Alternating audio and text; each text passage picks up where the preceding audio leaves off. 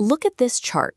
We live in a period of high-output economic growth, with trillions in national GDP, yet the savings rate for the average American sits at a dismal 3.4%. If you're in your 20s or 30s, you likely know exactly what this feels like. You work 40, 50 hours a week, but somehow you remain trapped on a treadmill, waiting for the next paycheck to clear before you can safely buy groceries. To figure how we got trapped in this cycle, we actually need to look backwards, 6,000 years backwards, to the ancient city of Babylon. Geographically, Babylon had zero natural advantages. It was built in a flat, arid desert valley. The people had no forests for timber, no stone mines for building, and barely enough rainfall to keep a crop alive. Yet despite that barren environment, its citizens produced immense collections of gold. They wore heavy jewelry, built massive estates, and established the wealthiest city of the ancient world. Because they couldn't rely on natural resources, the Babylonians had to manufacture their wealth through strict financial rules. Their logic offers a way out of the cycle we see today. Let's look at a man named Bansir. He was a chariot builder in Babylon. One afternoon, he sat on the wall outside his house, staring at an unfinished chariot and a completely empty purse. Bansir was deeply frustrated. He spent his days doing exhausting physical labor, and he earned a decent wage for his craft, but he had absolutely nothing to show for it. He realized that he and his friends had been acting like dumb sheep. They assumed that if you work hard enough, wealth naturally follows. But his empty pockets proved that hard work alone does not equal wealth. Bansir's struggle highlights a gap in how we think about income today. He proved that earning money is only half the equation, yet many of us spend our entire careers ignoring the other half. Bansir and his friends eventually took their problem to a man named Arkad. Arkad wasn't born into money, but he had become the richest man in all of Babylon, and he agreed to share exactly how he did it. He gave them one specific directive: a part of all you earn is yours to keep. He called this the first cure: start thy purse to fattening. The instruction is strict. You must save exactly 1/10 of everything you earn. You pay yourself first before anyone else. To prove the mathematical logic of this, Arkad used a simple analogy. Imagine an egg merchant with a basket. If you place 10 eggs into that basket every morning and take out only 9 eggs every evening, that basket must eventually overflow. It cannot be avoided, because every single day you put in one more item than you extract. Accumulating wealth isn't the result of good luck. It is the guaranteed mechanical output of executing this 10-to-9 ratio consistently.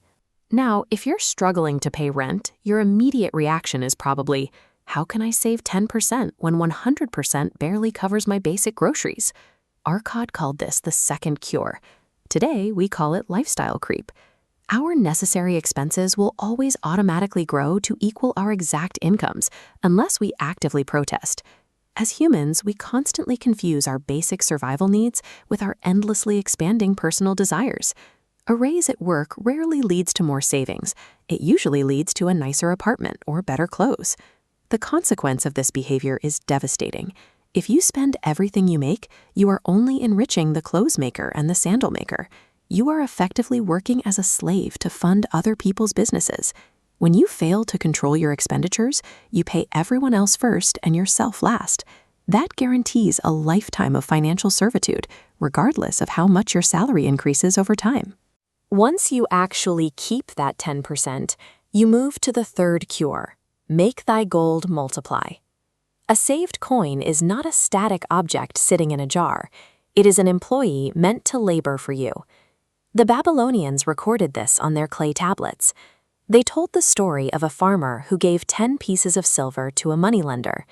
50 years later, that original 10 pieces had grown to 167 pieces. Look at this line chart. It translates that ancient parable into modern terms.